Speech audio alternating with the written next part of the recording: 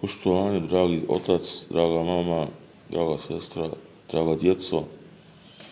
Ovako danas sam milion vam prebacio, znaš. I vi bušujete koliko god hoćete i razumijete, više nema. Ja? Familijarski sustav ovdje dopunjen.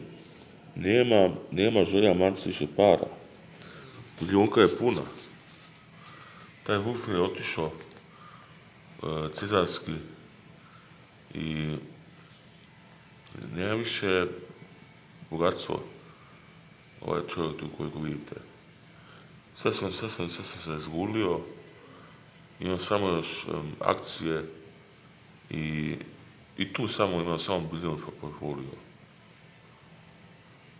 Samo bilion portfolio i to se treba znati šta to znači.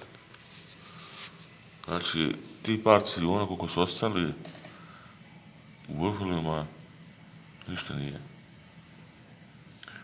To je na 29 računa to uvijek. I to je pakujem 29 puta 29. Evo, šta ja sam milion puta. Šta je to? Ko kofere. To nije računavanje za mene. Ja sam mislim više. Evo, to ćete i dobiti. Kao umjetnik, ja mislim da ja sam dugo zarađivao. I kao radnik.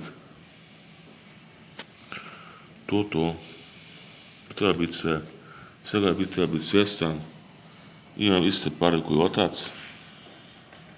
Otac će se radovati, moj otac.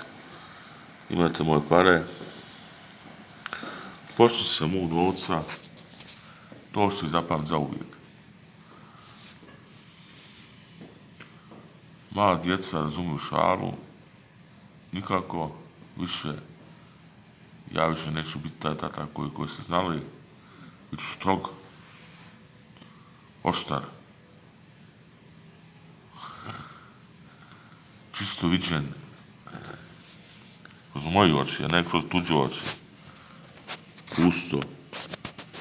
I samo brišno. Da ne zaborave.